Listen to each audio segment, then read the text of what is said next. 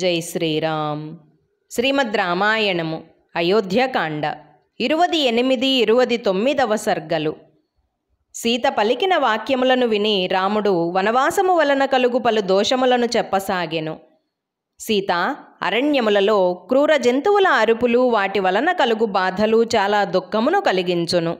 దారులన్నీయు నదుల తోడను సెలయేర్ల తోడను బురద తోడను ముండ్లతోనూ అడవి తీగలతోనూ కడు దుర్భరముగా ఉండును.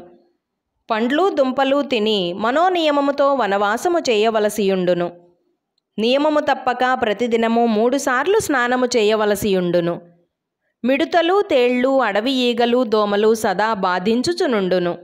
అరణ్యవాసము చేయువారికి శరీర కష్టములు భయములు అనేకముగా ఉండును. కావున నీవు అరణ్యమునకు రావలదు.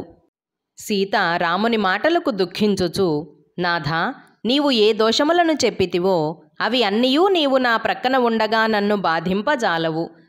పూర్వము జ్యోతిష్య శాస్త్రము ఎరిగిన బ్రాహ్మణులు నేను కొంతకాలము వనవాసము చేయవలసియుండును అని నా తండ్రితో చెప్పగా వింటిని.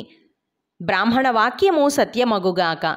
అలాగే ఒక తాపసి నా తల్లితో నాకు వనవాసము కలుగును అని చెప్పగా వింటిని. కావున రామా, నీవు నన్ను వనవాసమునకు తీసుకొని పొమ్ము. లేనిచో విషము త్రాగి గాని అగ్నిలో దూకి గాని నీట మునిగి గాని మృత్యువు నందెదను అని పలికి సీత మిక్కిలి దుఃఖించెను. జై శ్రీరామ్. 28, 29వ సర్గలు సంపూర్ణము.